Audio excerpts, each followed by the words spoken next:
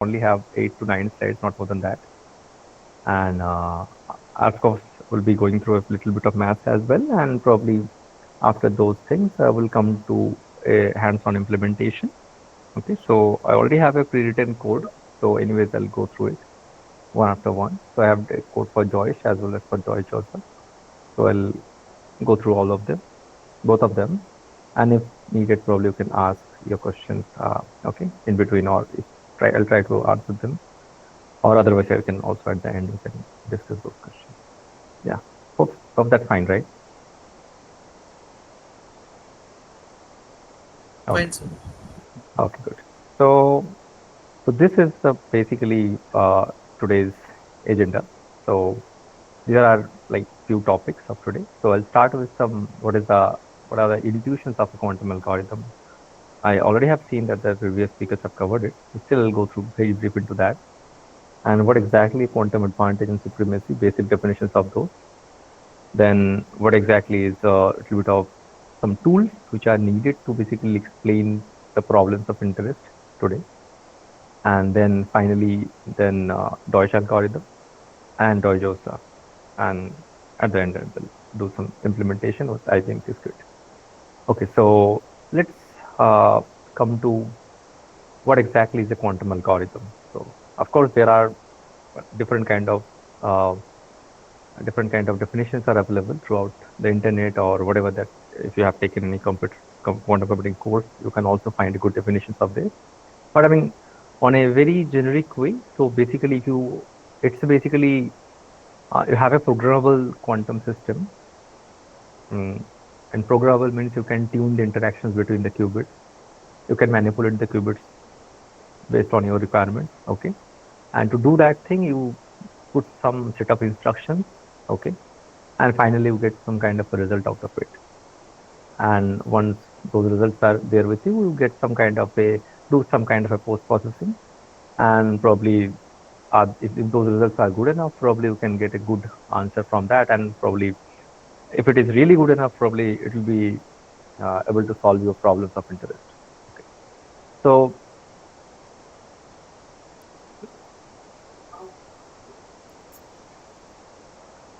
am I audible?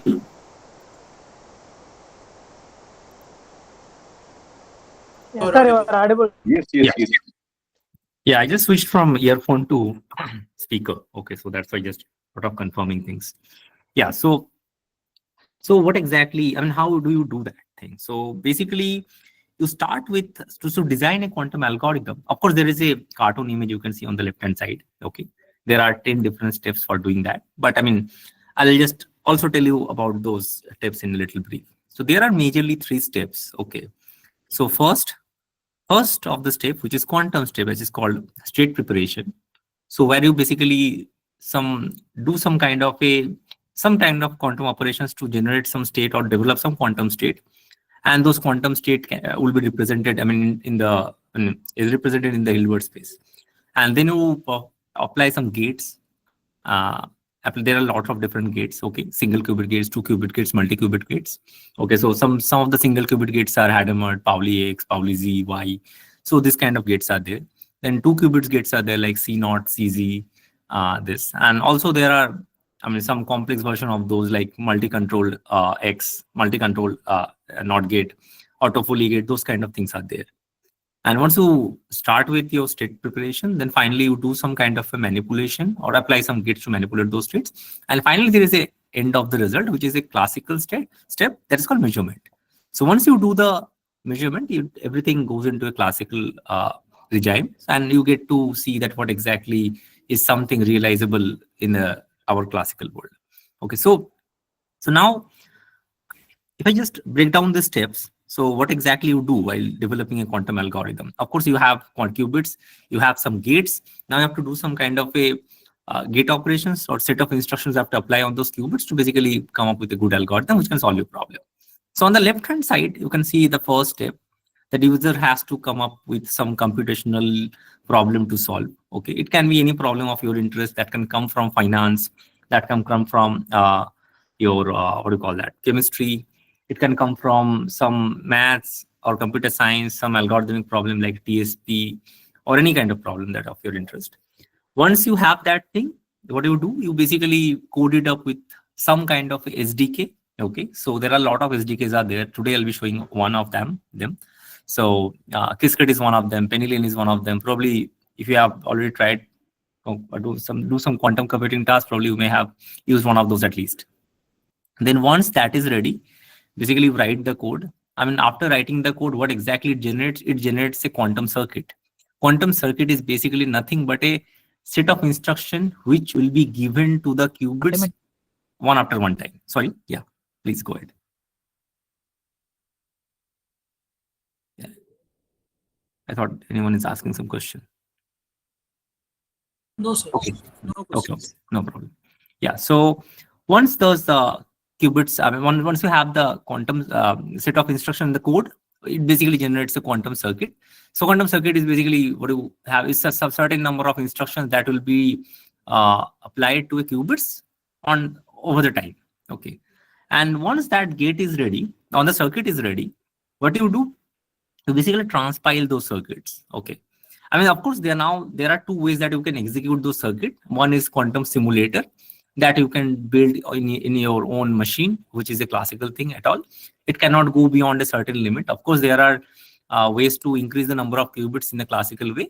So standardly 15 qubits in standard CPU, if you see that the one that laptops or computers that we use in our daily life, usually it simulates within 20 qubits. 15 to 20 qubits. Now, if there are good CPUs, you may get up to 22 qubits, not more than that usually. Then if you just do with some kind of a GPU-based machine, probably you can get up to 42 qubits. And beyond 50 qubits is very hard to reach. Okay.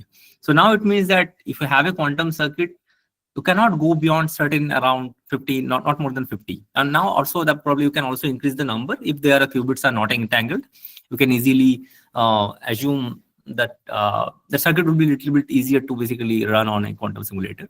But let's not talk about that simulator thing. So if you want to run it on a real quantum hardware, exactly how the things would look like. So you will get a basically circuit. Then finally, what will happen that your circuit will be transpiled to some kind of pulses. So now what are those pulses? Now, as we already know that there are something called gates, right? So what are those gates? What those gates are exactly? So these gates are nothing but some kind of a pulses which can act on the qubits to interact with basically they interact with the qubits and finally they manipulate the states. Now, once basically what exactly those pulses are in terms of mathematical or physical scenario or physical nature. So if it's a pulse, it means that it has to have some kind of a frequency. It will have some kind of amplitude. It will have some kind of a phase. At least these three properties will be there associated with that pulse. Now, what kind of pulse you need to put, that is associated with what exactly the hardware of your interest. If you are using some superconducting qubits, of course, it usually operates in a radio frequency pulse. Okay, sorry, microwave pulse, not radio frequency pulse, microwave pulse. So if you are working with some kind of a neutral atom based QPUs, you usually shine some kind of optical pulse. Okay, so optical pulse or laser kind of thing, laser beam. Now it depends on what kind of hardware that exactly you're using. So based on their hardware of interest, those circuit instructions gets compiled into some pulses. Now, once those pulses are there, now the pulses usually hit the qubits based on your circuit mechanism, right? Because the circuit mechanism or the circuit instruction, whatever that you have provided to it, that already contains that which signal will go first, which signal will go second, and so on. And once this application of pulses are there, after that, you will shine another pulse, which will basically help you to measure those qubits. Okay. So once those measurement signals are there on the qubits, so finally those qubits collapses into some kind of a classical bits. Now, what exactly will happen? Whatever the quantum computer that service that you will be using, so those results from those quantum computers will be given or will be sent to you through some kind of a HTTP request or however that you want to. There are different ways to send basically those things. And finally, once those after the measurement, whenever the bits are there in your hand, what you do some kind of a post-processing and basically finally see that what exactly how the quantum computer have solved your problem. Okay. Okay, so if the results are really good, then probably you can easily solve the problem using the quantum computer. Otherwise, probably you have to do some kind of some other trick. If some errors are associated with that, probably you may have to apply error mitigation techniques. Okay, and that depends. So in recent scenarios, most of the whatever the IBM quantum computer or whatever qubits that you see, so they are noisy enough. Okay, so now this is the standard workflow of any kind of quantum algorithm that you will be dealing with. Even the today that one that I'll be showing you, so it will be pretty much same thing. The workflow will be pretty same. So now majorly based now currently there are two kind of algorithms out there. So noisy quantum algorithms, or another is the fault tolerant quantum algorithms. So what exactly the noisy quantum algorithms are? So when you talk about noisy quantum algorithms, it means that the qubits currently, whatever that we are using today, they are noisy. So it means that you cannot run long instructions on those qubits. Okay, so it means that because the qubits are very fragile, right? Usually their coherence time are very less. So whatever the instructions that will be putting on the qubits, you have to have those total time of operation has to be less than your total coherence time. And as the coherence time is very small, so it means that you cannot run your overall set of instruction more than beyond that coherence time, right? So, and if you do that thing, whenever that, even if you do within that limit as well, during those operations, those qubits accumulate some error, and you don't get good results out of that. And that's why this particular time that in which we are currently living, okay, and when you see that there are 25 qubit quantum computers, 127 quantum computers, this is the era we call noisy intermediate scale quantum era, or that's the algorithm, whatever that we develop today. Usually those comes under NISQ era algorithms or NISQ algorithms. So now the prime contender of this era is a variational quantum eigensolver.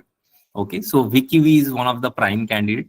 Usually VQV is used to basically find the ground state of usual quantum systems. Okay, so you can see a lot of tutorials there in the internet where you see that people have used VQV to solve some hydrogen atoms ground state, some lithium hydride lithium hydride molecules ground state, like that. You can also use the same algorithm to basically find the solution of some optimization problems, okay, like the TSP or max cut kind of scenarios. And yeah, those. There are also other algorithms like quantum approximate optimization algorithms. And there are a lot of other variations of that variational VQE, which are used in the machine learning scenarios, right? So you can probably know a little bit of a couple of names from them as well. So one of the thing is, you can say, quantum support vector machine, then variational quantum classifier. Those are some of the example. Then there comes fault tolerant quantum algorithms, or FTQC algorithms. So where we believe that the noise is no more a disturbance or for the quantum computer. Okay, so they are pretty stable, and whatever the number of length of your instruction, okay, so those won't be a big problem for us. Okay.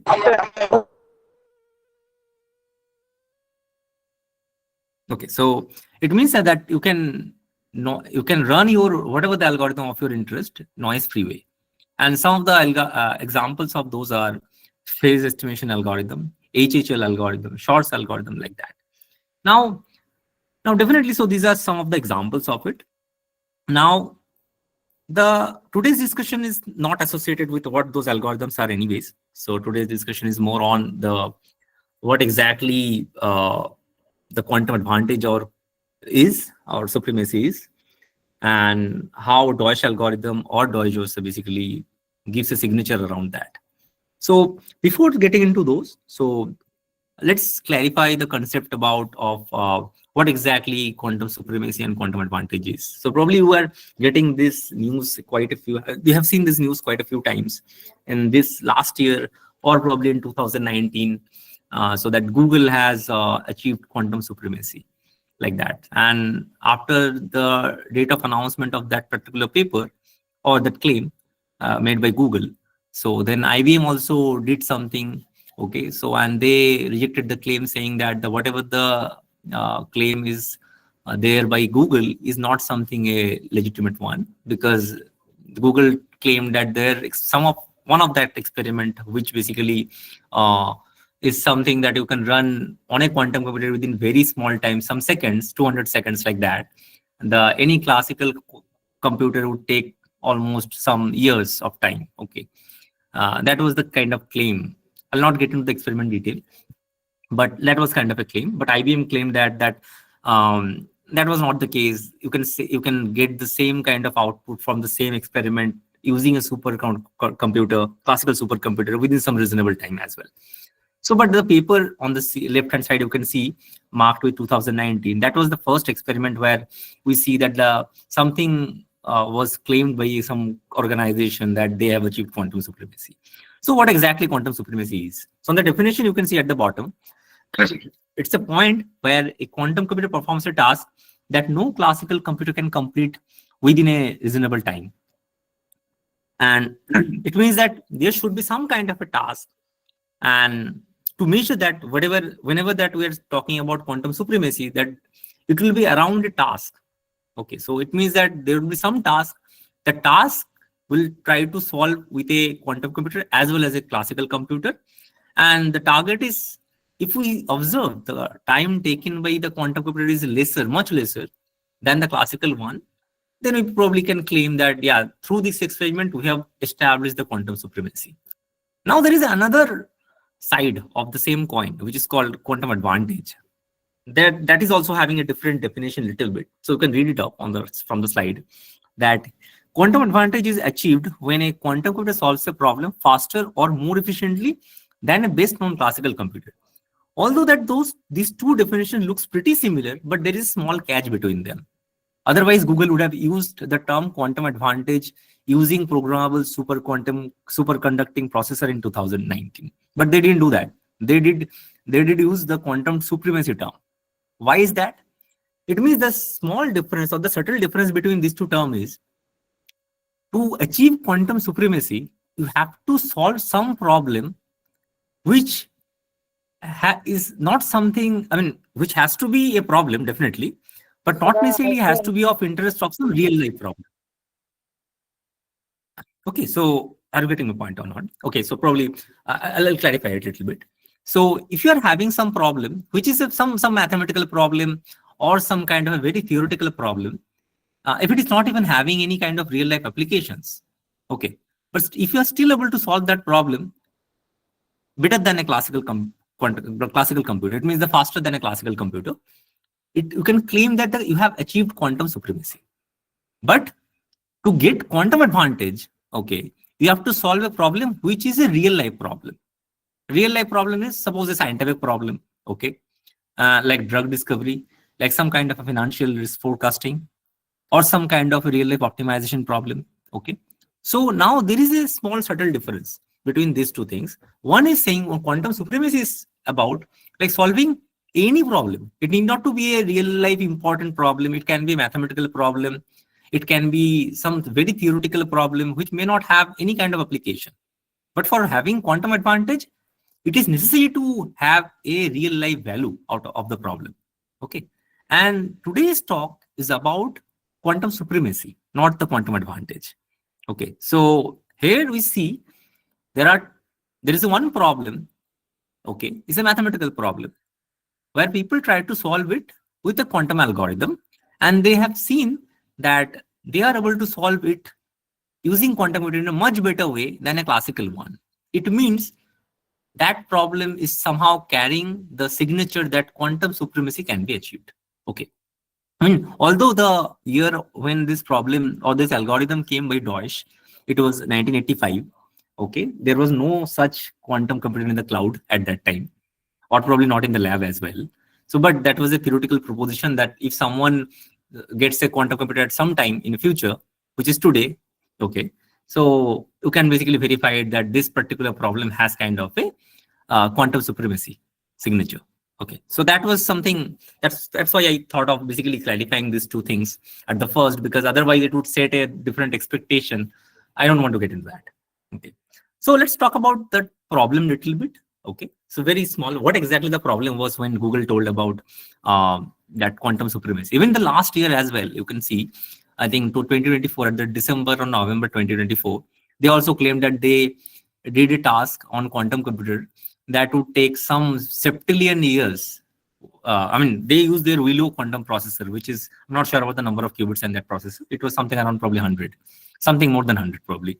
Okay, so they claim that their Willow quantum processor took that task to solve 5 minutes, and they gave an estimate that the equivalent classical computer would take something around septillion years. So some septillion years is a very long number of time. Okay, so that is not a reasonable time at all. Okay, so that is another signature of quantum supremacy. That experiment that they executed that time, it is random circuit sampling. So what exactly the random circuit sampling is? So basically, you take some number of qubits. You basically put some kind of a random instruction one after one, using some random gates. Okay, and then you try to generate some kind of probability distribution out of that after some time. Okay, then you try to basically generate the same kind of sampling distribution from a classical computer. Okay, I mean, using some kind of a classical set of instructions. Okay, if the same can be achieved, then this is a good benchmark is established, otherwise not. So Google did this experiment. Of course, Google didn't wait for septillion years. So they basically, what they gave is basically some kind of estimate that this is something a classical computer would take if you try to solve it using a classical one. Okay, so that was basically the case. So now, basically, if we want to basically get into the agenda today, I mean, one after one. So now we have to understand that what exactly the problem we want to solve today, and what exactly how that will be solving it using a classic quantum algorithm, and how that basically explains that there is a signature of quantum supremacy. Okay, so that is basically something that we're currently moving into. Okay, so now before getting into the problem itself, okay, we need to know at least two different tool sets, okay, which are very much needed to understand the the quantum algorithm which has been proposed by Deutsch. Okay, so let's come to the problem first. So the problem is here is very simple. So you don't need to read the whole slide right now. Of course, that I'll come later as well. So on the left top side, you can see a table. So I'll explain the table a little bit. So what is the problem? The problem exactly is that if you have a function, if you have a 1-bit function, okay, and you want to know whether your function is a balanced one or a constant one. So what exactly a balanced function is? A balanced function is, suppose, what is a constant function is first. So if function is constant, it means that whatever the input that you provide to that function, it will generate the same output every time. Okay, so suppose it's a single bit function. It means, suppose let's talk about a generic function. Okay, suppose let's have a function g of x, where g of x and g of x equal to 10. Suppose this is the function. Okay, yes, g of x is equal to 10. Now it means that whatever the value of x you put inside that function, as there is no x component on the right hand side, it means that it will always produce 10. So g of 10 is 10, g of 1 is 10, g of 100 is also 10. Okay. So now probably it's better to switch to my another tablet screen I have. Okay. So I'm sharing my tablet screen. So let me know once if you can see it or not. Okay. So I think it will be better if I just explain it from there.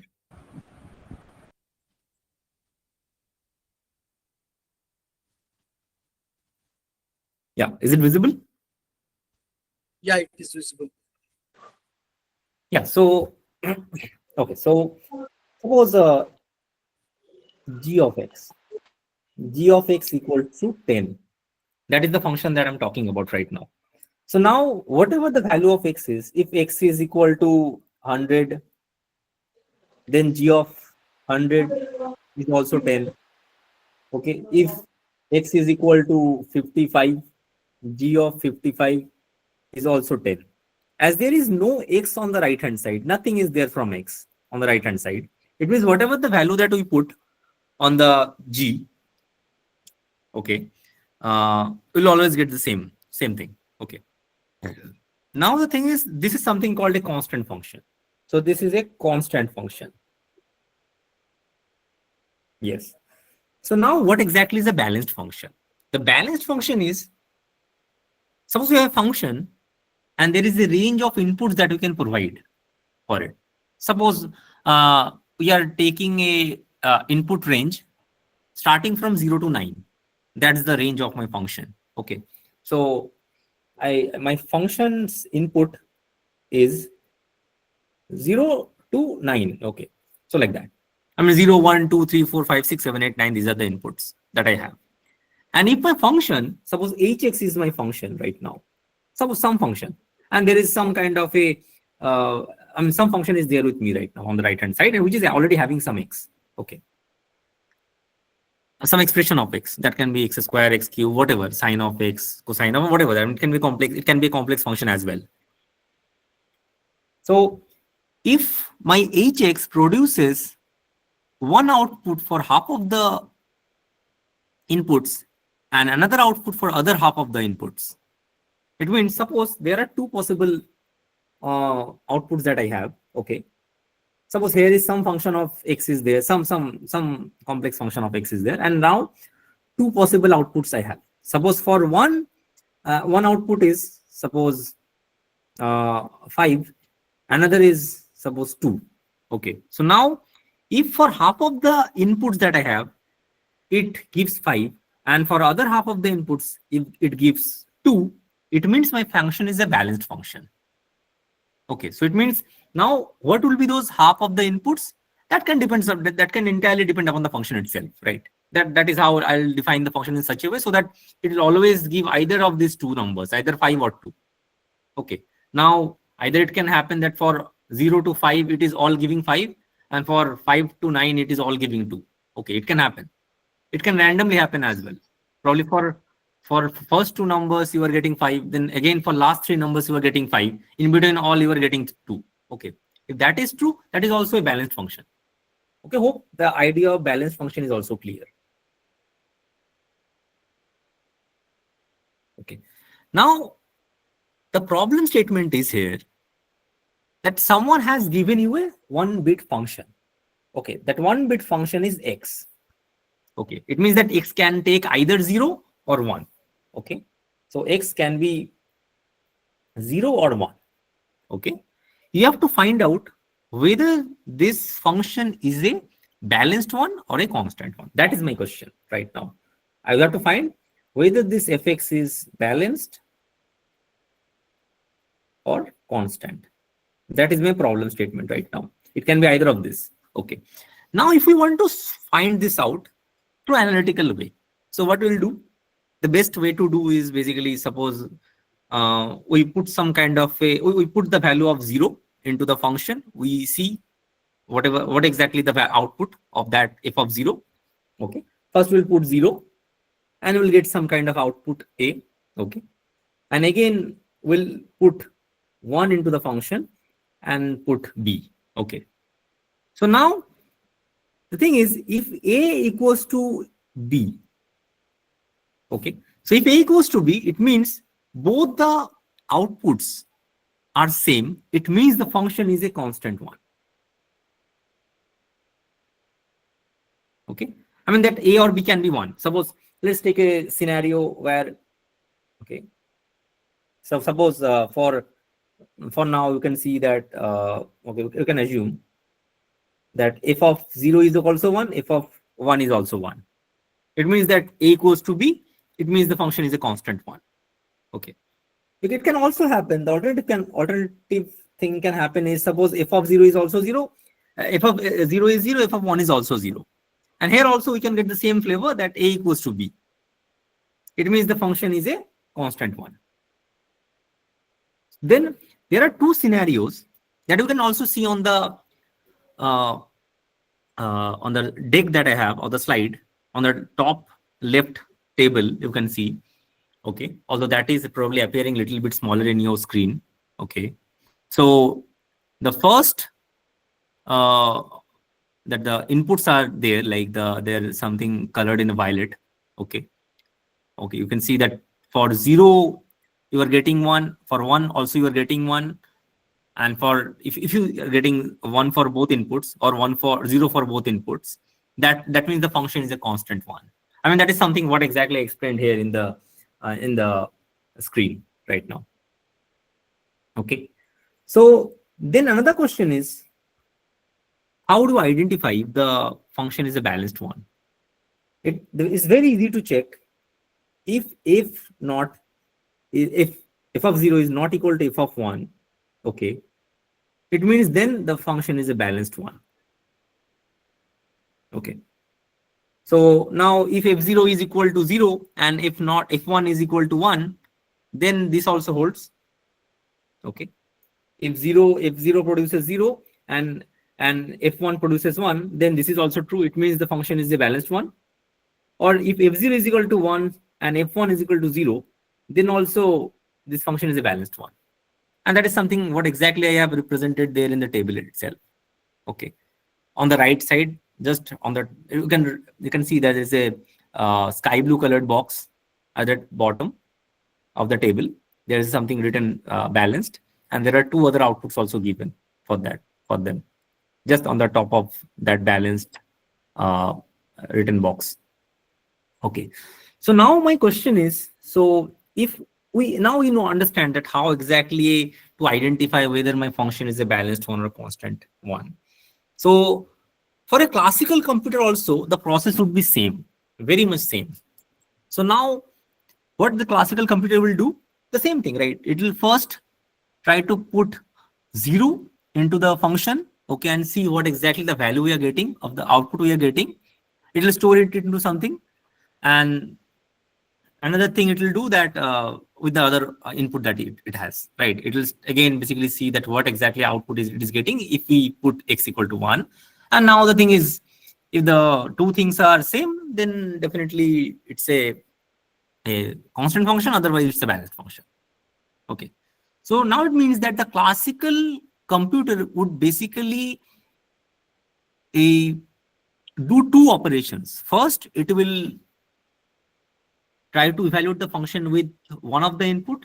Another, then the second thing it will do, the classical computer would again feed the second input and see what is the output. So basically it will evaluate the expression 2 times for both the inputs and finally it will check that what exactly the outputs we are getting. If they are same, then it's a constant one, otherwise it's a balanced one. So it means a classical computer would solve this task with 2 calls or 2 function calls. You can see it for here.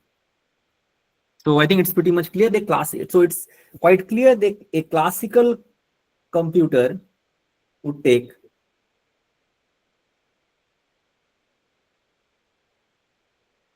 will take 2 function calls. So, okay, not 2 question mark, 2 function calls. Okay. So now the thing is, so it is quite clear that if a quantum algorithm or a quantum computer for a while, you can assume that the quantum algorithm is being executed on a quantum processor or a quantum computer. So I will just probably sometimes I can use these words interchangeably. Okay, so if a quantum computer can solve this problem with less than 2 calls, okay, let's talk about 1 call. Okay, it means then we can get a sense of quantum supremacy here. So our target is to solve this problem with 1 function call. So our target is at least 1 function call. If it is 0 something we can achieve, that is also a crazy thing. So which is practically is not possible, but probably 1 is something probably we can try. So our target is here to solve this problem, whatever the problem is. I mean, the function is the balanced one or constant function. That is the problem of our interest. To solve the problem with 1 call with a quantum algorithm.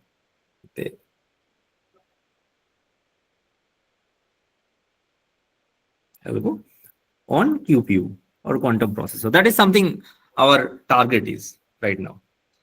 So now to basically, so now which quantum algorithm would solve that thing? So in 1985, Deutsch has proposed one algorithm that is now is known as Deutsch algorithm. So that is something which shows that this same problem can be solved with a one function call on a quantum computer. So it means it's a quantum algorithm which can basically solve this problem with one function call.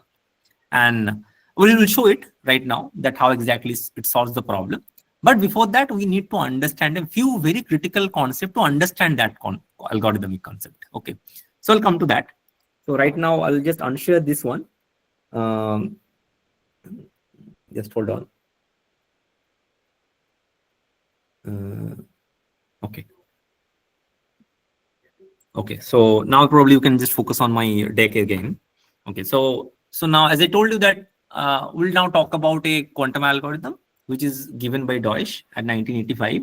So this algorithm basically has shown that the same problem of evaluating a function, whether it is a constant or a balanced function, that can be solved within one function call, and which is less than the number of attempts taken by a classical computer, which is usually 2.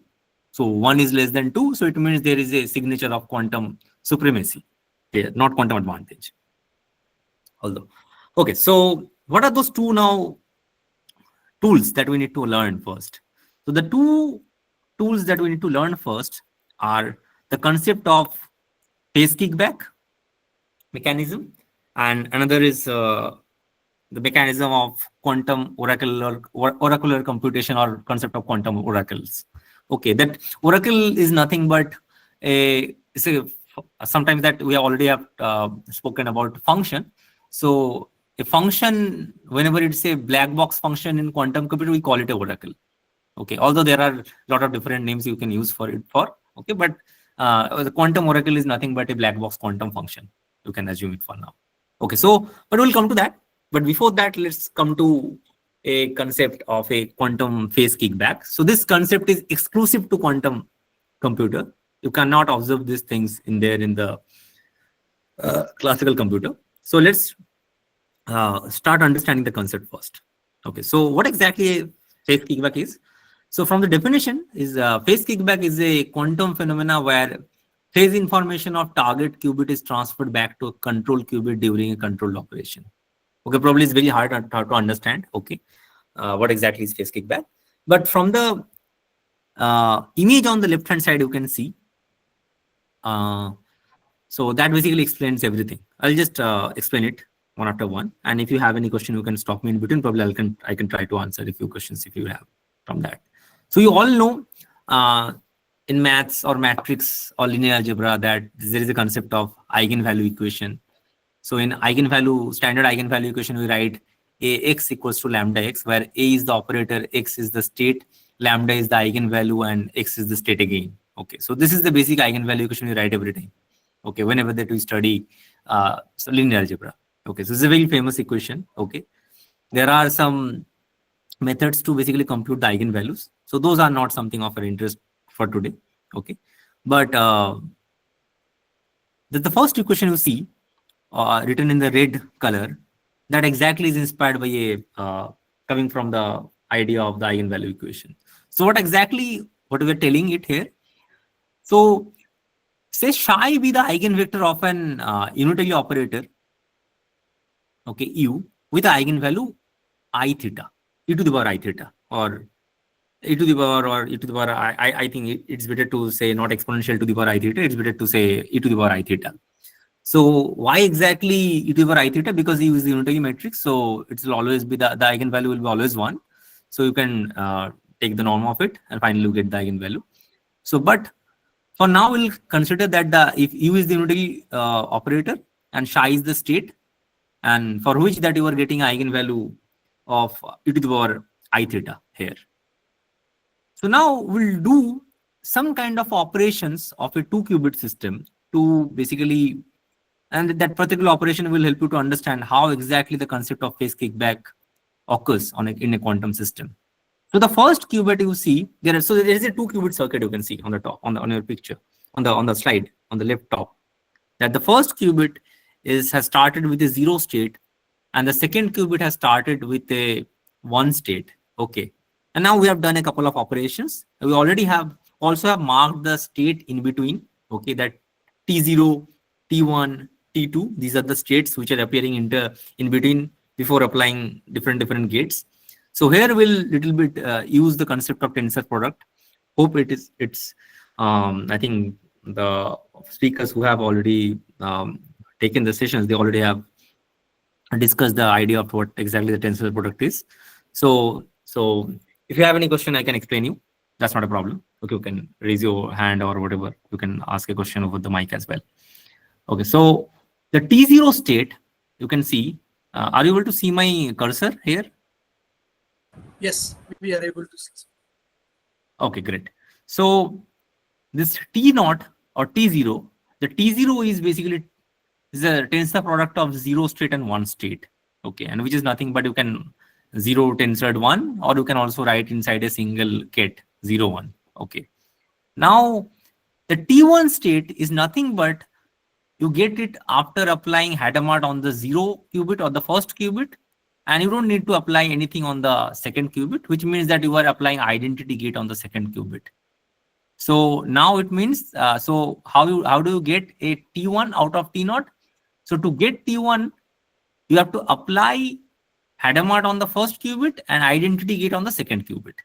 Okay, so and you can also see it here that H I have applied on Hadamard gate, I have applied on the first qubit, which results into 0 plus 1 by root 2. And then again, there is a second qubit, which is 1.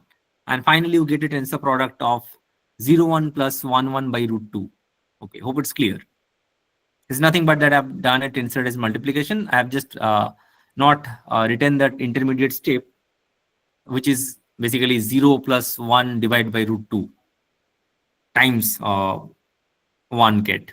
Okay, that is something I've missed it here. Okay, but I think you can easily understand this concept. Okay, if you have any question, you can ask this question. I can write it down in the notepad that I have. Okay, and then basically on the T2, what exactly we're doing, you are applying a controlled unitary operations on the second qubit. So second qubit is your target qubit here. The first qubit is your control qubit. So if you do that thing, what do you exactly see? That the idea of control operation is if the control qubit is at 1, then the second qubit will be you'll be applying the gate on the second qubit. So that's the idea. So if the first qubit is at 1 state, then you'll be applying the gate on the second qubit. So that's the idea of control and target qubit. So here, once you apply that control unitary on the T1, so how it will interact with the T1? As you see, the first state which is there on the T1 is 0 1. It means on the first state, which is 0 1 ket, the first qubit is 0. It means nothing will happen to the second qubit here. From the first ket, you can see in the equation. It means the first ket will remain unaltered. Okay. But the second qubit, as the second state that you get in the expression, in the second state, the first qubit is at 1, which means the unitary will be applied to the second qubit.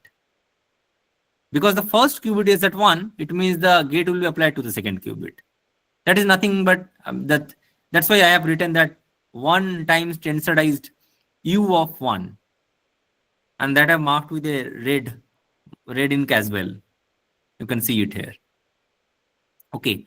Now, you can easily see on the next step that from the equation which is written at the top of the top of the slide, that U of psi is nothing but e to the power I theta times psi.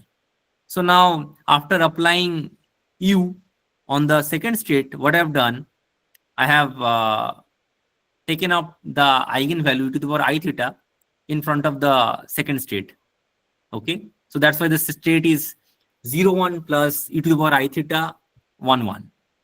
Okay, And I can easily take this e to the power I theta with the first qubit to form a tensor product. Okay. So you can see that I have taken this e to the power I theta with the one state of the first qubit. Okay. And finally, I have just written in a different format to make it a complete tensor product. Okay. So 1 plus e to the power I theta 1 divided by root 2 times 1 kit. The second 1 kit we have that is coming from the second qubit. And that's why I have marked it with a Q1, you can see. And the first expression inside the bracket, you can see that I have marked with Q0.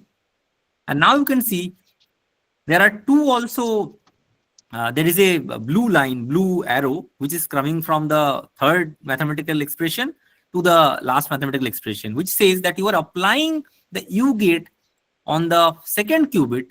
You apply it on the second qubit because that's a control unitary, right? You tried to apply, you basically wanted to apply the gate on the second qubit based on the state of the first qubit. That was the target. And you did that because in the second line expression, you can see the first, the second gate that you have. In that gate, the first qubit state was 1, and that's why you applied the U gate on the second qubit. Though you have applied the U gate on the second qubit, now you can see from the last mathematical expression, the e to the power I theta is no more with the second qubit. It has moved to the first qubit's expression, which is basically the combined current state of the Q0 or Q0 or the first qubit. So it is quite clear from this expression that... Hello?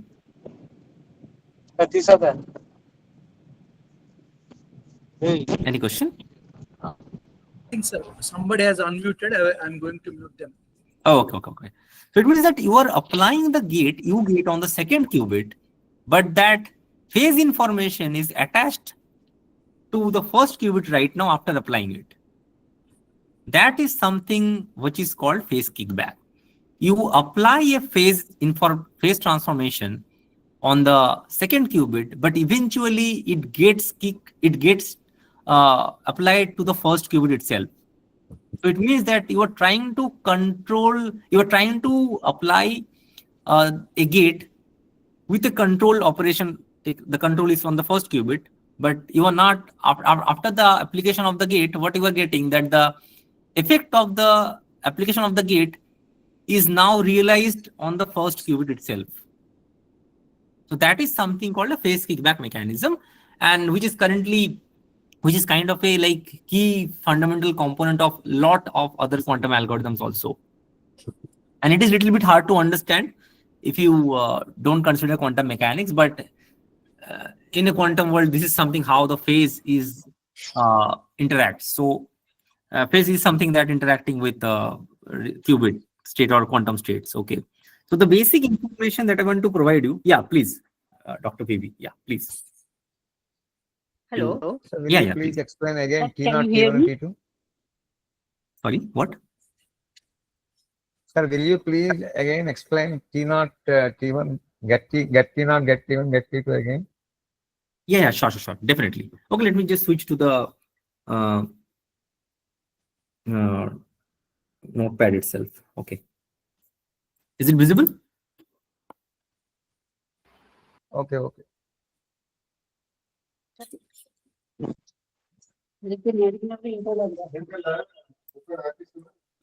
So can you be please a little bit louder? I'm not able to listen your voice. Nothing, sir. Somebody has unmuted and I am muted again. Yeah, okay.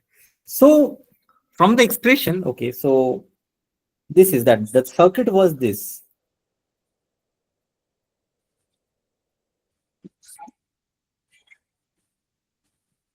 Then you have a controlled U, and then finally nothing was there. Okay, fine, good. So this is the state currently that I marked with T0. Okay.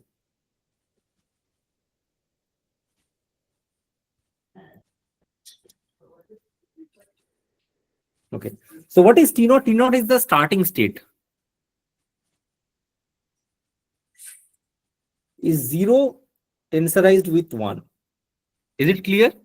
This is the state that we are starting with. Whenever that in the previous slide, I told you that that whenever we start discussing a quantum algorithm, we usually start with a quantum state. That part comes under state preparation. A lot of algorithms start from all zero, but here we are not starting with all zero. Rather, one qubit we are taking from zero state, another qubit we are starting with one state. And the combined state of the current system is zero tensorized with one. Okay. So now after that, what we are exactly doing? We are, sorry, okay. This is something T1. Now we are applying Hadamard on the first qubit and identity gate, or if you don't apply any gate, it means there is identity gate. Okay. So on the second qubit. So if I do that thing, it means that I'm applying Hadamard on the first qubit. Okay. And identity on the second qubit. Okay.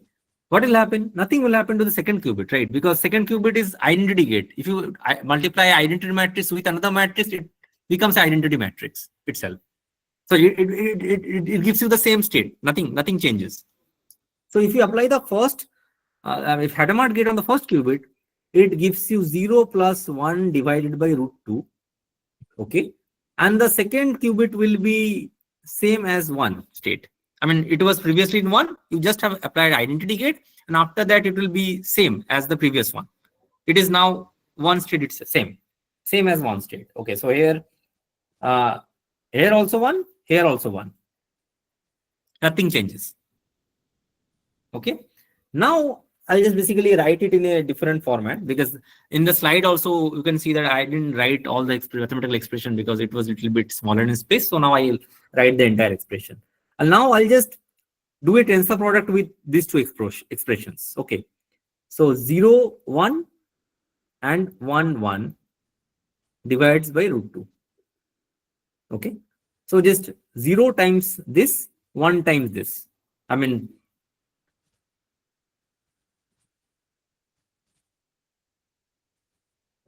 hope this is clear. And now after this, I'll apply the Hadamard gate. Sorry, I'll apply the control unitary gate. So now, which one is? Yeah, please ask. Okay. Yeah. So now I'll apply the unitary gate. So this is my unitary gate right now. I'll apply this unitary. But the first qubit is a control qubit, and the second qubit is a target qubit. So now now the quantum state is a superposition of two different. Current the quantum the state of the system is a superposition of two states. One is the 0, 1, another is the 1, 1. So now in this expression, in this particular one, okay, just hold on. In this particular one, 0 is the control qubit, 1 is the target qubit. Okay, and here in the second one, 1 is the control, and another one, both are 1. Okay, so but now if we apply this U, okay, on T1, okay, just hold on. T2, suppose I'm writing T2. Okay, T2 is nothing but a control unitary on T1. Okay, control unitary on T1. So now how will we apply this control unitary on T1? So we'll apply control unitary on 0, 1 as well as control unitary on 1, 1. So now the thing is, as we know from the principle of any control gate, okay, standard, if you just recall your C0 gate, what exactly the C0 gate? If the control qubit is at one state, the state of the target qubit flips up. Okay, it gets flipped. Okay, if you apply a, suppose this is the state, suppose. Okay, and if you apply a controlled X gate, okay, so what will happen? You apply this gate, you will get nothing. It is the same thing because the control qubit was the first qubit here. As it was 0, nothing happened to this state. Okay, but if you apply the same thing on a different state, suppose 1, 1, what will happen? The control qubit will remain same, 1, but the second qubit will get flipped. Okay, here you can see this qubit gets flipped from 1 to 0. So here the same thing will happen. Nothing will change. I mean, the same thing will happen. But the gate here is U gate. which basically comes from the basic theory of this. Okay, so the gate that we will be applying here, CU, okay, which, sorry, not C, yeah, CU. So, okay, so nothing will apply to the 0, 1 state because the control state is in 0 state. But for the second thing, we'll see. Okay, so now you can get back to that slide. What happens to a quantum state if we apply U? Okay, it was written on the top of my slide, which is U on psi is equal to I theta times psi. Okay, this was the thing. It means if I apply the U gate on the psi state, I get a I theta phase. That is something. So I theta is my eigenvalue. Here is from the eigenvalue equation, but this is something. So this is nothing but you apply the gate on a state and you get nothing except a additional phase. So basically you get some kind of a phase on the state. So the same thing will happen here. So what will happen on the second thing? As the first qubit of this thing I'm talking about right now, as the first qubit of this expression or this complete gate is 1, so it means the gate will be applied on the state itself, the target state, the target qubit. So it means that the first state qubit will remain same and U will be applied to the second. Okay, I'm doing nothing, but I'm just writing the same expression in tensorized format. Okay, divided by. Okay, just hold on a second. Divide by root 2. And now if I just break it down again, so what I'll get?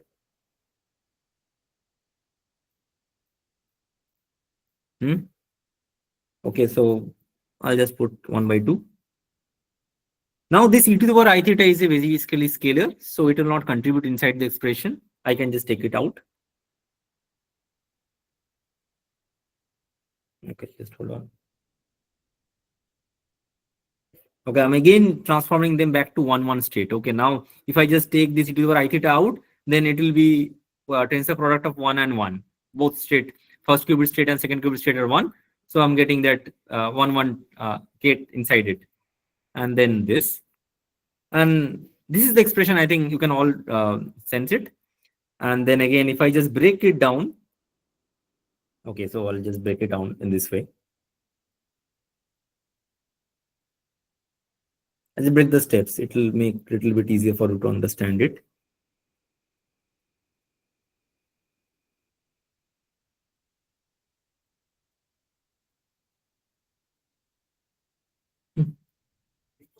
Hope it's clear.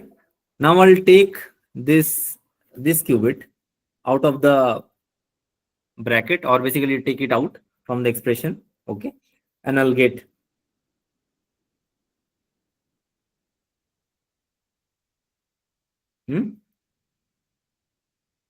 okay. Is it clear? Hope it's clear, right? So now what you are seeing it right now here, it was basically you applied this U on the second gate. Okay, and you accumulated the phase, but in front of the second qubit itself. Okay, but at the end of your computation, this, because of some mathematical transformation, what exactly you were able to do? You were able to transfer this phase to the first qubit. So it means that you applied it on a different qubit, but you realize the effect on another qubit. Okay, so that is because of the quantum superposition. Here you are seeing an interference effect. Okay, so whatever seeing it here, you applied the gate on the second qubit, but you realize the effect on the first qubit itself. So you applied it on target, but you realized it on control. Okay, so that is the effect called a phase kickback mechanism, and it is very much important in a lot of quantum algorithms. If you see that people have developed a lot of different quantum algorithms where you see that this is the key kind of component which probably comes a lot of time. Okay, so you can see it that probably people are using almost day in, day out in quantum algorithm development. Okay, and there are a lot of examples also. People have used it for different states. So here one of the examples that I've taken, which is a little bit easier to understand, but you can now play with it along in a different cases. Sir, excuse me. I have a little curiosity. Yeah, sure. From where this eigenvalue is actually appearing, which we are taking E theta and cat psi, Ei theta cat psi.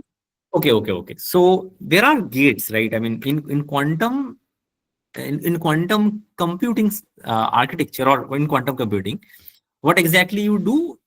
You basically start with a state and then basically apply a gate, and you get you realize some kind of impact. Okay, you get to see some kind of impact on the initial state.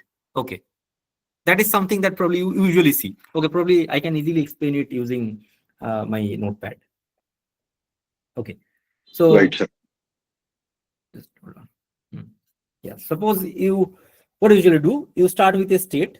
Okay, you apply then a gate, you get to see some kind of a psi1, from psi0 to psi1. That is something that you see, right?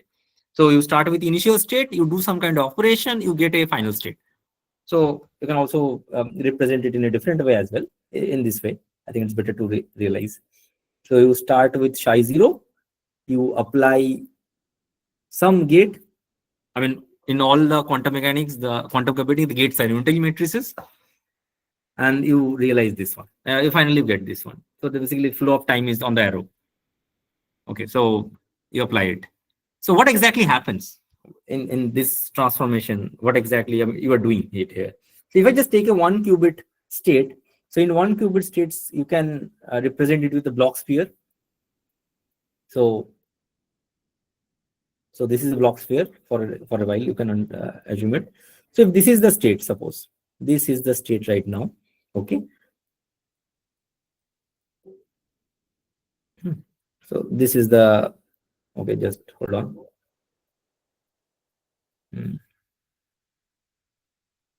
Theta and phi. So this is a single qubit based quantum state representation on a block sphere. So what do you do? Suppose if you are applying a unitary gate, what will happen? This particular arrow will move from this to some other area on the block sphere, right? So probably it can go either this direction. Okay, it can go either this direction. Okay, after that it will be like this. It can come to this direction after coming, and now it will be final state. Okay, so this is something, whatever the gate you apply, that is something you get. Okay, now these are the axes, right? So this is z axis, this is x axis, this is y axis. So this theta is nothing but the angle with respect to z axis.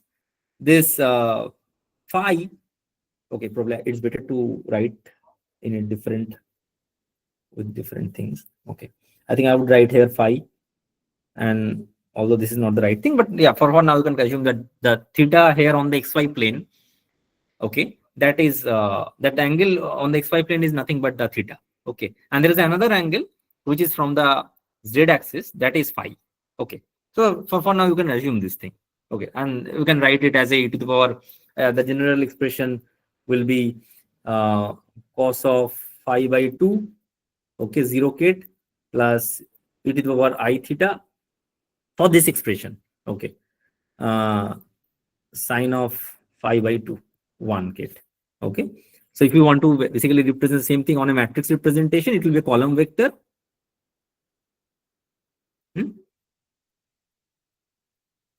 I theta sine phi by 2. This is something you can write. Okay, so basically in a matrix representation. Now, the gates usually are rotations about different axes. Okay, so a RX gate, you can basically any gate you can basically decompose any gate with some kind of a rotation with respect to these 3 axes. Okay, either x-axis, y-axis, or z-axis. Okay, now based on this thing, this theta and phi will get changed, and you will get to see a new state. That will be your final state after applying the gate. Okay, now when I'm saying that you are getting e to the power I theta out of it, it is just a rotation about this z-axis. Okay, it's just a rotation about this z-axis. So suppose if I'm saying that e to the power E is equal to e to the power I theta, okay, I theta dash, okay, or suppose I theta dash for now, okay, this thing, it means that you get the same state, okay, except additionally that it was initially theta, and now you get to see some kind of additional delta theta, and now theta dash is equal to previous theta plus delta theta, like that. This is how. So this particular you get, what exactly it is doing, it is not changing the entire state, rather it is basically adding a phase information on the top of the existing state. Is it clear? Yeah. So this rotation is actually the eigenvalue contribution, isn't it? Exactly here. Thank you so much. Yeah, and you can see that the usually the eigenvalue here e to the power I theta, if you basically take the norm of it, you get a basically unit value of the unit value of the eigenvalue. Okay, so it means that it is not enlarging the matrix or enlarging the vector or contracting it, rather it is keeping it same. It is already holding its that information of the norm. Got it. Got it. Got it.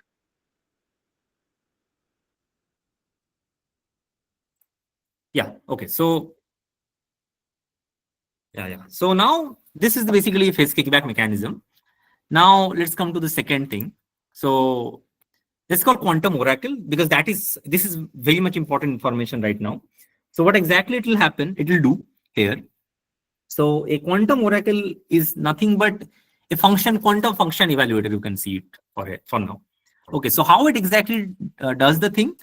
So the basic idea, so in classical, what exactly we do? In classical, we start with a input x, we feed it inside a function, and we get the output. In classical oracle or black box, I mean function, something we are referring it with oracle. Okay, so you don't need to basically get confused. Okay, the oracle and the function, both are same thing for now. And how exactly a quantum oracle work or a quantum function evaluator will work? That because quantum computation is reversible. Okay, so here you see that the first, so suppose if you have a quantum oracle which is represented by UF, okay, it basically what exactly does is the you apply the x or the suppose x for input. Okay, I'm getting a question. Okay, probably I'll try to answer it at the later stage. Okay, so x, okay, and then you have a y, okay, and the way that you get the output is on the second register, you receive the output that y is, the output of the second qubit is nothing but y XOR operation with fx. Okay, so I'll go to the, just hold on. I'll switch to my notepad.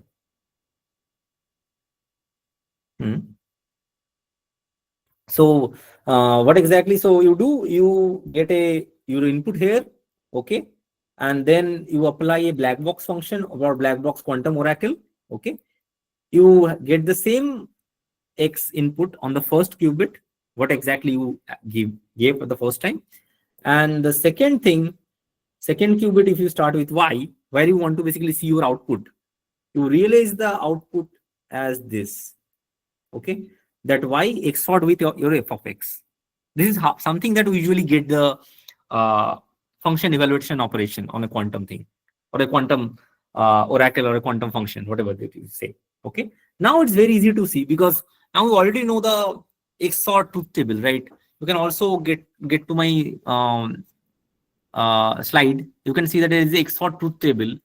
What exactly XOR truth table is? XOR truth table is nothing but if suppose x and y, and this is my output, suppose for now. If 0, 0, then it is 0. If 0, 1, this is 1. If 1, 0, then this is 1. Then 1, 1, this is also 1. Sorry, this is 0. Now you can see if my y is equal to 0, I get to see the effect of my input here directly.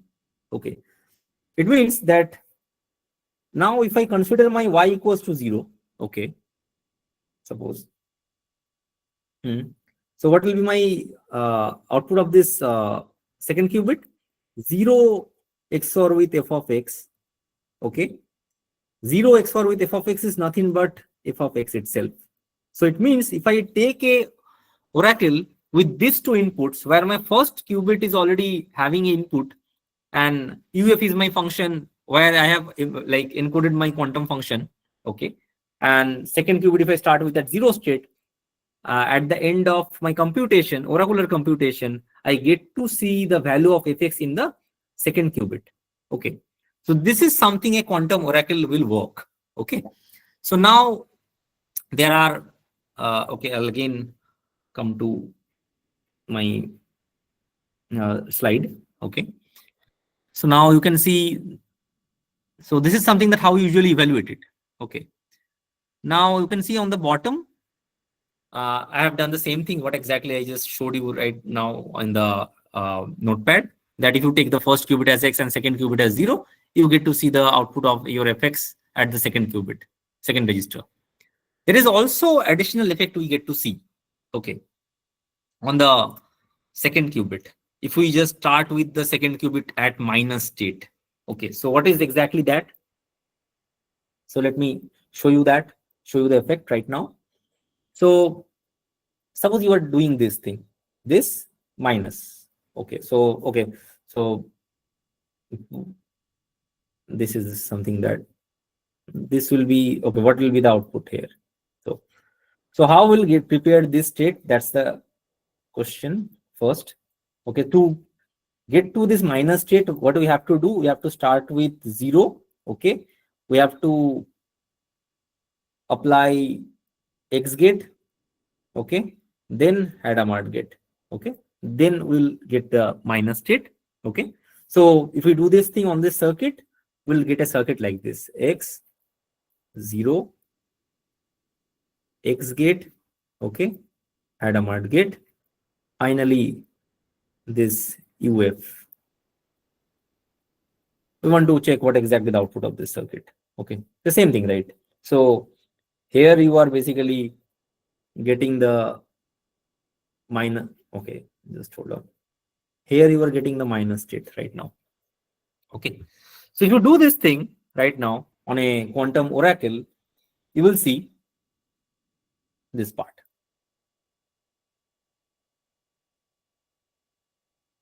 Okay, I think I have already have those things here in the slide. Okay, anyways, that I'll explain it, not a problem. Okay, so and then you apply UF, and basically finally want to find that what exactly it is, right? So minus state is nothing but 0 minus 1 gate divided by √2. Okay. This is then you get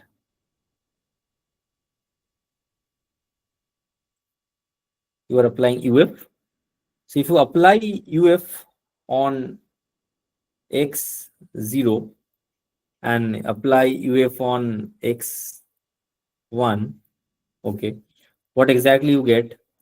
Because now as we already have seen this thing, okay, if we apply X and 0 on the basically X0 state, that is the state, and if we apply basically oracle there, we get to see X times f of X here. Okay, and if we do the same thing, if we keep it 1, okay, suppose if we basically keep it 1, we'll see like this. Okay, here it is better to explain, I think. 1 with this, basically f of X bar, that is the state we get. So now if we just keep it here, so we'll get this. Okay, of course there is a 1 by √2 factor here. And okay, now if we basically arrange it in a better fashion, we see that minus X. Okay, so this is something that we can easily compute after one more step. Okay, so it's very easy because now f of X and f of X bar, okay, we can jointly write them as minus 1 to the power fx, and you can separately put f of X equal to 0, f of X equal to 1. You can try it with both and we can get this expression. Okay, So I'll now get back to my deck again.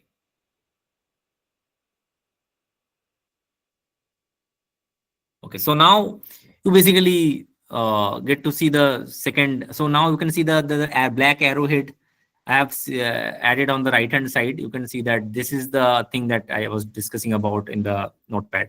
Okay, you get to see the first qubit. On the first qubit, you get to see that -1 to the power fx. That's the additional phase that you get with the state itself, and the second state at the second register, the state at the second register remains unaltered. Okay, so these are two things very much important here. Okay, so one is this oracle, and another is the phase kickback mechanism. Now we'll come to the what do you call that? The Deutsch algorithm. That's the kind of key algorithm that we have right now. Okay, so we already know that we wanted to find the function whether it is balanced or constant. So now we know that this is a phase kickback, and this is the one is the phase kickback, another is the quantum oracular computation there.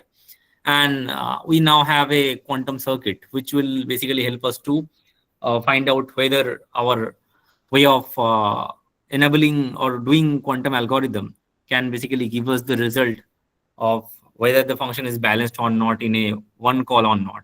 I mean, one call or one function evaluation, when I'm saying that thing, that is nothing but a one oracle query. You can assume it for now. I mean, that's something that you have to consider. One oracular query is nothing but a one computation, one step here. Okay, so I'll come to that now. So let's draw the circuit. I think I don't need to draw the circuit right now because you can easily see it. Okay, on the right hand side. So I'll draw the circuit for a while. So this is the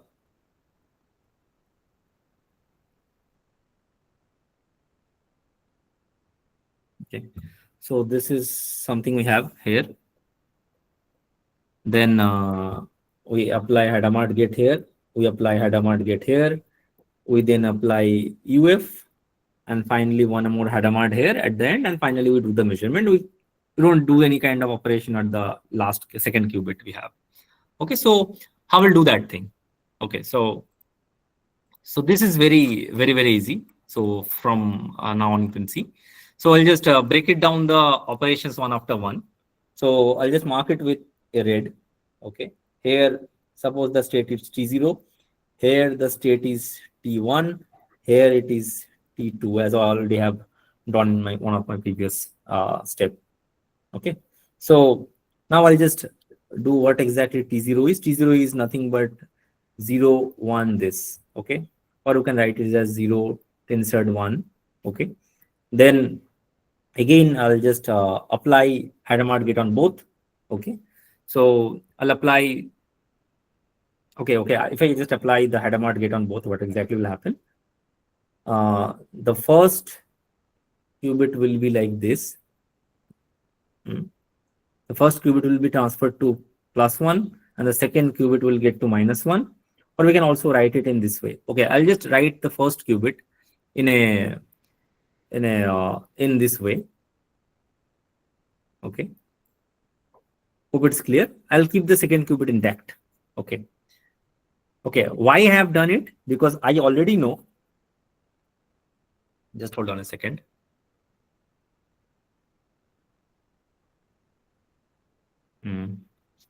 Okay, are you able to see my screen? Sorry, probably not. Are you able to see my screen? Yeah, we are able to see. Okay, so I just want to, I kept it in this way. Okay, this, I just want to make sure that I kept this second qubit in minus state just because in my previous oracle part, I have shown that if we start with this at X and this at minus state, okay, so we basically get a kind of effect like this, or get a state like this. Okay, so I'll basically try to take the same, I'll try to take the inspiration from there. Okay, so that's why I've written it like that. So now what I'll do, so this is something that after applying this Hadamard gate, okay, this both the Hadamard gate, okay, this is T1. Okay, so now what will happen if I just apply that oracle right now? So okay, this after applying the oracle, what I'll get? Okay, so let me write it here. T2 is UF on T1. Okay, UF on T1, what I get? So, okay, I'll just write it in a way like this. 0 minus plus 1 minus, okay, like this. So the same thing will happen. 0 UF 0 minus plus UF 1 minus. Okay. Hope it's clear. And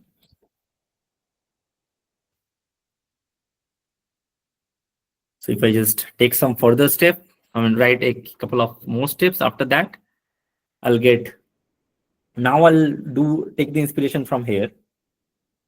Okay. This minus 1 to the power f of x. So it means that minus 1 to the power f of 0,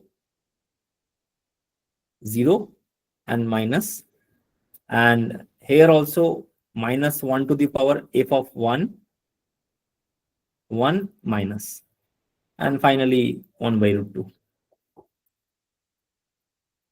Okay, so now that is the final step.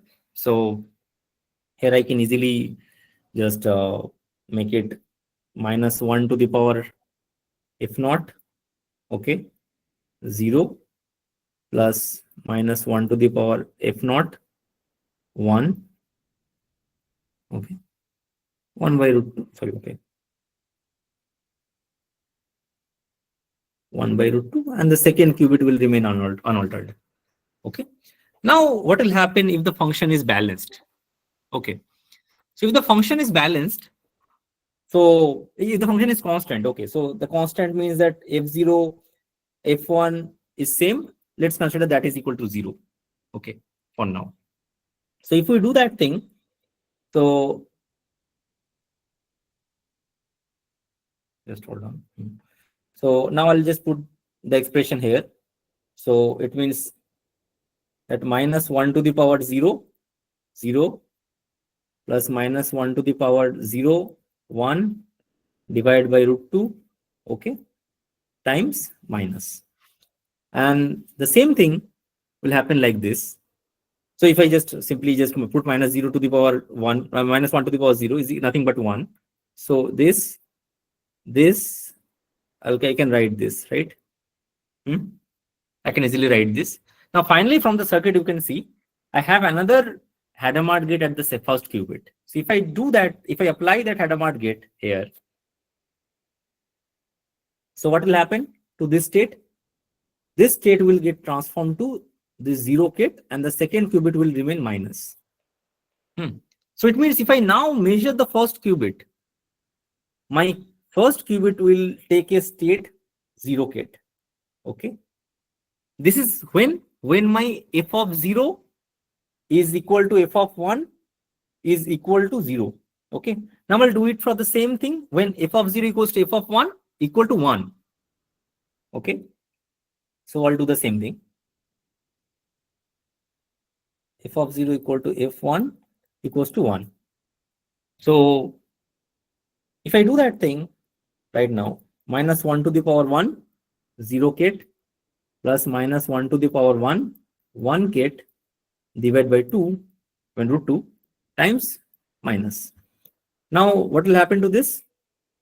Minus of 0 gate, minus of 1 gate, divided by root 2, times this.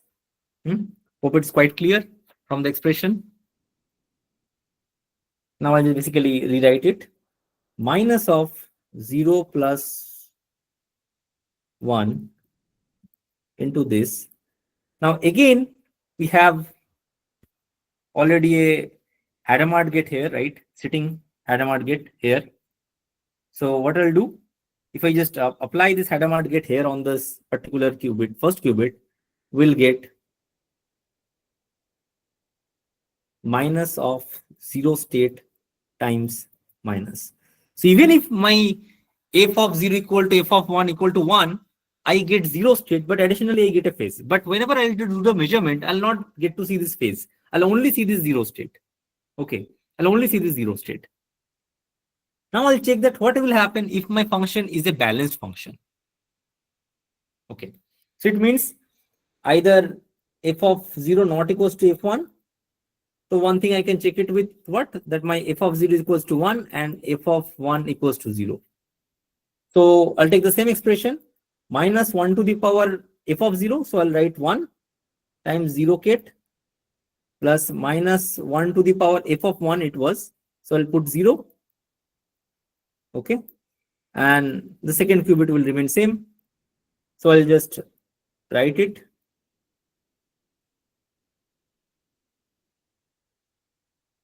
So again, I have a Hadamard gate here sitting there. Okay. After this, that will be applied on the first qubit. So what it will do to my first qubit? This will transform my qubit to minus state here. Sorry, I just made it wrong. After applying Hadamard gate, this will become one state, and the second qubit will remain as it is. Okay. So if I do the measurement after this, I'll get to see a one state at the end. So if they are balanced, and when f of 0 equal to 1 and f of 1 equals to 0, now I'll take the reverse. That if my f of 0 equals to 0 and f of 1 equals to 1. So I'll take the same expression, minus 1 to the power 0 and plus this. Okay. So it is the same thing, 0 minus this. And now if I apply a Hadamard gate on top of it, the first qubit will be 1 and the second qubit will remain as it is. So now in the previous case we saw that if my function is a balanced one, then in both cases I get this one state. Okay. Or I can just write it here, one state. In the previous one, I got an additional phase, but here we don't have any phase here. But when the function was constant one, in both cases, I got the first qubit equal to 1. So first qubit equal to 0. Here you can see, here you can also see here. So it means that whenever my function is a constant function, in the first qubit, if I just do a one single measurement, I'll get 0 state. And if I get 1 in the first qubit, after the first measurement, I get to see the one state. This is something which distinguishes between whether my function is a constant one or a balanced one. Okay. So if I'm getting after a single measurement, and I don't need to do any more than one measurement, right? So that is where we are getting a distinguishing factor, that in classical we are using 2 measurements. In quantum we are taking only one measurement, or a one single oracle call is sufficient for the entire thing. Okay, so it means that if my function is a constant one, the first qubit will show 0 state, and if my function is a balanced one, it will show basically 1 state. Now I have a code which basically will show the same thing. Let me share that for you. Let me first unshare it first here, then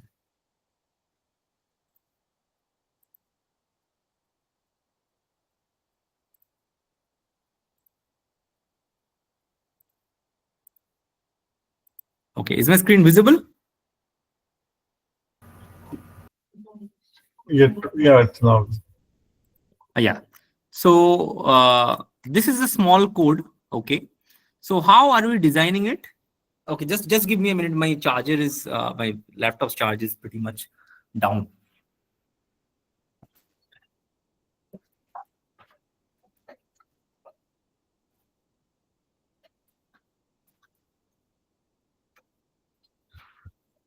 Okay, yeah. So here we are taking we have taken a small circuit to basically show what exactly the Deutsch algorithm is. So here we are doing the same thing as we already have explained in a previous slide, that in Deutsch algorithm, we start with a first qubit is at 0 state and the second qubit at 1 state in minus state. So basically the first qubit, we are applying a Hadamard here. Okay. That was basically there in the, okay. I think it's better to share the entire screen because you won't be able to see the deck.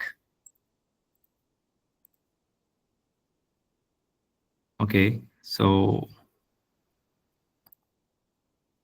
okay, this was the circuit, right? So initially we were starting with 0 and 1 and then applying a Hadamard on both. Okay, here also we are doing the same thing. Where we started with 0 and after application of the X gate, we are getting 1. So it means that we are starting at first qubit at 0 and second qubit at 1. And we are applying a Hadamard, both Hadamard gate on both the qubits. Okay, now we have to design a oracle. So how will we design a oracle? Oracle design means that we have to, and here no one has given us a function. So we'll be designing a few functions. Some of them will be balanced one, some of them will be a constant one. So how a balanced function would look like? So how a constant function would look like? So it means the constant function is what? So if you basically give whatever the input is, it should basically give you the same output. Okay. So here my first, so let's take a simple oracle where that's the constant oracle. Okay. So this is the constant oracle. Okay. I'll put it inside the circuit, but let's understand it first. We are not doing any kind of operation, okay, on any of those qubits. It means if my first qubit, whatever first qubit is basically my X is basically input qubit, okay, and second is basically Y, okay. So it means whatever, and now X and Y are not connected at all. It means whatever be the X, so that will not basically give any impact to my Y. So it means irrespective of my X, whatever the value is there in the second qubit, it will remain same. Okay. So if I change Q1, Q0 with either 0 or 1, whatever we make it, okay, that will not impact the second qubit. It means there is a constant oracle. Okay. And if we apply this constant oracle on this thing, okay, this is something that we are doing it here. Okay. So, okay, just hold on a sec. I'll run it. Again. Okay, okay. This is something that I'm applying that oracle right now. So if I just now decompose it and want to see what exactly the inside of this UF, I can show you. This is basically my UF is. Okay, here it is taking some time, but this UF is having nothing inside it. So now, as we know that this is a constant function, it means that if I basically take a single measurement, the first qubit should basically give me 0, right? So now I've added a couple of lines of code, and now I've taken a single shot measurement. Here I have used a shot of 0, shot of 1 shot. Okay, you can see it here. I marked it with shots equal to 1, and I'm getting 0 state with my first shot. Okay, as the output is at 0, it means the function is constant. I've written it here. Okay, now what I've done, I have exactly executed the same thing on a real quantum computer. Okay, it is taking, that's why, some time. Okay, because usually the quantum computers are pretty busy. So we have to find one which is the least busy and you have to execute it. But for now, you can see that it is taking some time because all the devices are probably busy. Okay, that's why you are not getting some result right now. Okay, so but probably I can just stop this for now because it's taking too much time. Okay. Probably I can just show you on a simulator that this is the result from a simulator. Okay. Now I have again a oracle. Okay. I'll change the oracle. Okay. Now I'll change to a balanced oracle. Okay. Just hold on. So this is the oracle that I'm having right now. Oracle is nothing but a C0 gate. So C0 gate is what? If my first qubit is 0, then it gives output. Okay, so let's take I'm starting with first qubit 0 and second qubit 1. Okay, so if my first qubit is 0, it will do nothing to the second qubit. So if my second qubit is starting at 1 state, it will keep it at 1 state. But if I change my first qubit to 1, then the change of second state of the second qubit will get changed. So if it was 1 at the previous time, now it will become 0. So now it means that for two different inputs, for this particular oracle, you are getting two different outputs. Okay, so it means that half of the for 0 you are getting one set of inputs, for 1 you are getting another set of inputs, outputs. Okay, so this is what a what do you call that a balanced oracle would look like. Okay, so now what I will do, that will again run this, put this oracle inside the circuit and take a measurement, and we'll see whether I'm getting 1 on the first qubit or not. So if I'm getting it, then it's a balanced function. Okay, so now we have executed it. So this is the same circuit with a more detailed picture of this UF. So you can see the UF is nothing but was a C0 gate. Here it's also C0 gate, and we have taken a single shot measurement, and after the measurement we are getting 1 state. As the output is a 1, so the function is a balanced one, which basically proves that we are able to solve the problem with one single oracle or function query, which is in classically it was taking a 2 query. So that's why this particular what do you call that Deutsch's algorithm shows that there is some signature of quantum supremacy, which says that we can solve this particular simple mathematical problem much faster than a classical computer, which basically says that this is something where we sense a signature of a quantum supremacy. I hope it is clear, right? Okay, yeah, I am already beyond the time. Okay, there is notice right now. No issue, sir. We are enjoying your session. Okay, so can I May I continue? ask the just give me 1 minute, sir. Yeah. Do I it. don't have much slide. I Anybody is only have having? one slide after this. That is George Dawson. Okay, sir. No issue. Please continue. Okay, I'll not take much time because I've already taken so far. Taken a little bit more.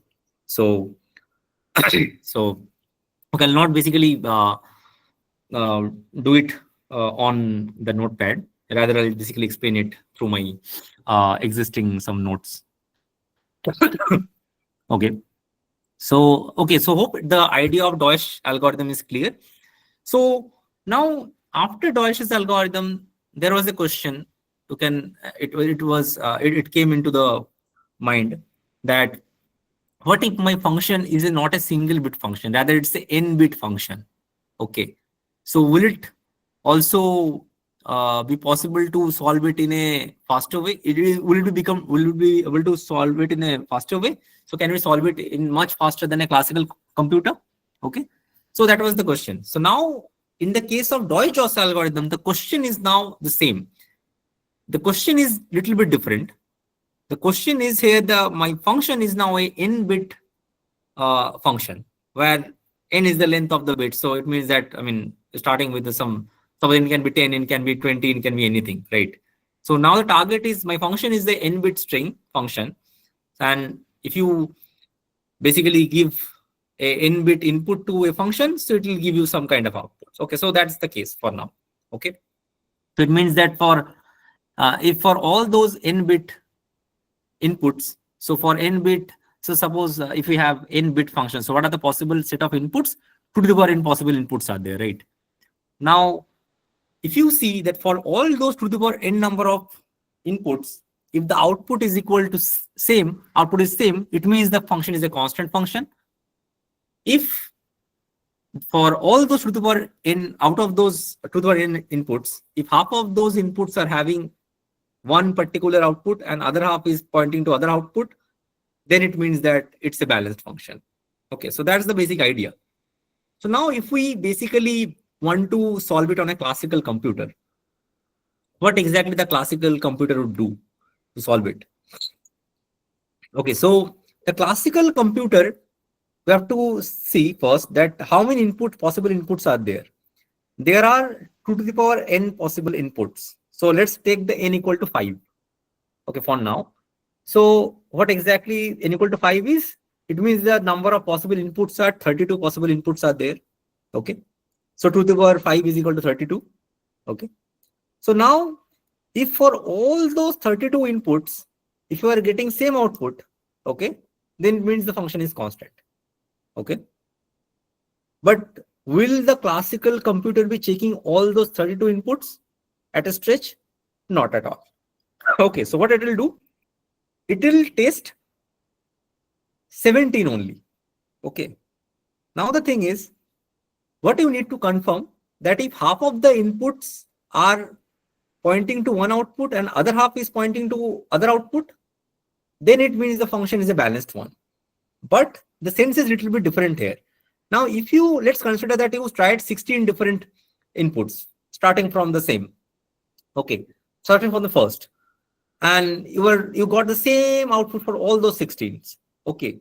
Now, if you just test one more, we test with one more input, and if it is giving the same output, which means that now half of the cases, the constraint or the condition of half of the inputs are giving one and other half is pointing to other output, is not holding at all, right? It means that now you can say, after checking the 17th number, you can easily say that your function is either balanced or constant. If your function is giving the same input, same output as what it was giving it for first 16 inputs, it means your function is a constant function. Otherwise, it's a balanced function. Okay. Now this, what I just told you right now, all the functions starting from the first is giving all the same output. That may not be the case. Some of the first four probably you can get to, it can give you some one output. Then next 8 can give you other output. Okay, that can also happen. I mean, not necessarily all the first 16 has to have to be pointing out to the first or same output every time. Okay, so it means that the number of cases that the classical computer would check for, that is 2 to the power n-1 plus 1. So it means it will do for 2 to the power n-1 how much? 2 to the power n-1 means 2 to the power 5 minus 1, that is 4. 2 to the power 4 means 16 plus 1, that is 17. That's all. So it will do for 17 different checks, and if it gets, if it is able to find the condition, if it is able to satisfy the condition that all my 17 cases I'm getting same in output, then probably you can say that it's a constant function. Otherwise, it's a balanced function. Okay, so the starting of the algorithm is pretty same, but here, just because there are, it's the n qubit function. Okay, so n bit function, so we'll take n different inputs, okay, and one additional qubit to basically do the algorithmic operation. So this is the circuit on the left hand side, you can see. Okay, we are starting with all 0 except the last one. The last qubit is at 1, and then we are again applying Hadamard gate to every single qubit of our disposal, and then again applying that UF, and finally we are applying Hadamard to first n qubits, not the last one, and taking the measurement on all those first n qubits. So we have taken n plus 1 qubits and taking measurement on n qubits, not all the n plus 1 qubit. We don't need to measure all those qubits. We can leave the last qubit and measure only the first one. Here the theory is pretty much same. So you can see on the right hand side, I have showed you the steps. So if you start with the starting state will be Psi0, is basically 0 tensor to the power n with 1. Then what we are doing, we are applying Hadamard on all the qubits. If we apply Hadamard on all the qubits, we get to see the second step. Okay, this second expression Psi1, and after applying the oracle, we get to see the Psi2, which is nothing but that what exactly we did on the Deutsch algorithm in the same way, that you apply UF and on Psi1, and you get to see this thing. And finally, you are getting Hadamard gate, applying Hadamard gate on the first n qubits, and this is something that you are getting. This, although this expression is complicated a little bit, I can explain it, but that would take little much time. I don't think that it will be good to extend beyond this. And finally, we just need to do one single measurement. So what we are doing, we are not taking 16 or 32 measurements, rather we are taking one measurement like Deutsch algorithm. And if the output of all the okay, so this is a little bit different. Okay, what exactly we expect after taking the measurement? Okay, so if we get to see the output state, if it is all 0, I mean first n state, n bits, if it is all 0, then it means that we get the balanced function, so constant function. But if we get something else, not all 0, because we are taking one measurement, right? We cannot get a distribution. So if once we're taking one measurement, and through the measurement, if we're getting all 0, then my oracle or UF or my either oracle or my function was a constant function. And if we're getting any other state, any other combination of that n qubit possible bit string except 0, 0, 0, all 0, then it means that it is a balanced function. Okay, so this is the basic idea. So a little bit maths is involved under that. So I could have basically finished it, but unfortunately I'm not out of time. So I have a code snippet of that same. Okay, I'll just share it for a while. Okay, so just hold on a sec. I'm sharing.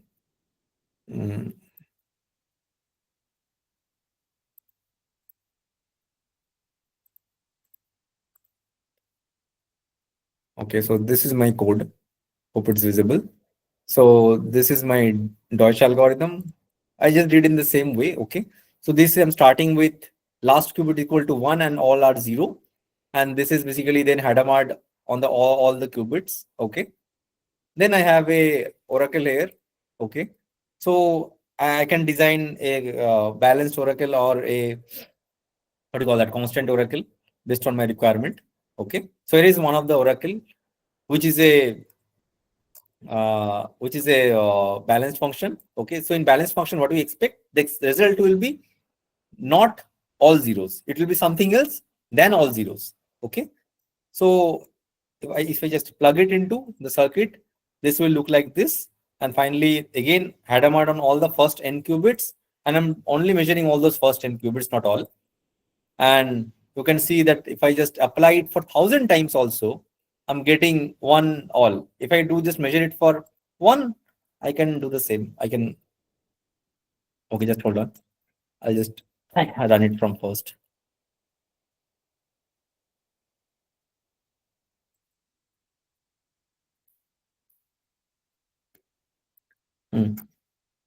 Okay, I just executed it. I've taken one shot or one measurement. Okay, you can see that I got 1, 1, 1, all ones, which is not definitely all zeros. It means this is a balanced function. I can try with a different function, which is a constant function. So I'll start with, okay, just hold on. I'll just start with the initials. So now this is my oracle. Okay, this is a constant oracle. Okay, this is a circuit, and I'm again measuring it, and here I'm getting after one measurement all zeros, and which means the function is a constant one. So this is basically the idea of Deutsch and Deutsch algorithm. So I couldn't get into the maths of the Deutsch algorithm right away. Okay, but if you want, I can share my deck where you can get, and also all other notes as well if you need anything. And I have just a small code snippet to run it on a real quantum hardware. So if you run it on a real quantum hardware, it is expected that you will get to see a lot of different results, lot of different states also with smaller number of counts, which are appearing because of some noise. But you can still see, okay, so this was executed on a balanced function. That's why you're able to see 1, 1, 1, 1 all. So this was the previous result, not this one for which I got 0, 0, 0. It was from the previous balanced function. Okay. So once you execute it on a real processor, you get to see some different state, not all zeros. Okay. Okay. So, but you also get to see some other states as well, which basically shows you that quantum computers are noisy. Okay. So this is something I wanted to share today. And this is, I think, from me right now. Yeah. So thank you all. Yeah. So if you have any questions. Thank you, sir. Thank you, sir. Thank you for your informative session. Any questions from participants?